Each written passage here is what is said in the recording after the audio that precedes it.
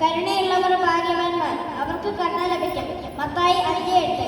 കർത്താവാണ് ജഡിയൻ, എനിക്കൊന്നിനും കുറവുണ്ടാകില്ല. സങ്കീർത്തനം 23:1.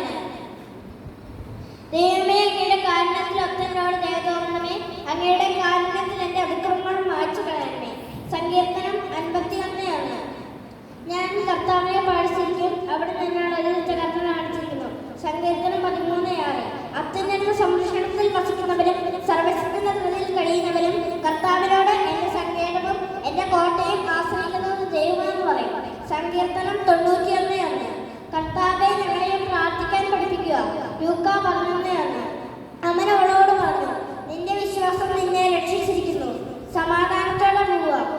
സങ്കീർത്തനം 57:2.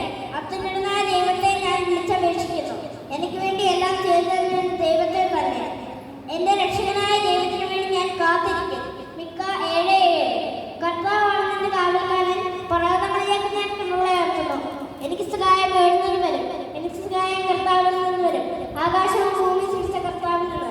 സങ്കീർത്തനം 121:1. മരണത്തിനും നീണ്ടുവീണ് താഴ്വരയിലൂടെയാണ് ഞാൻ നടക്കുന്നെങ്കിലും അവിടുന്ന് കൂടെയുള്ളതിൽ ഞാൻ ഭയപ്പെടുകയില്ല. സങ്കീർത്തനം 23:1. മരണത്തിനും നീണ്ടുവീണ് താഴ്വരയിലൂടെയാണ് അവിടുന്ന് കൂടെയുള്ളത് ഞാൻ ഭയപ്പെടുകയില്ല. സങ്കീർത്തനം 23:1. കർത്താവാണ് നിന്റെ കാവൽക്കാരൻ, നിനക്ക് തണലേകാൻ അവിടുന്ന് നിന്റെ വലതുഭാഗത്തുണ്ട്. സങ്കീർത്തനം 121:1. യുഗാന്തം വരെ എന്നും ഞാൻ നിങ്ങളോടുകൂടി ഉണ്ടായിരിക്കും. മത്തായി 28:20.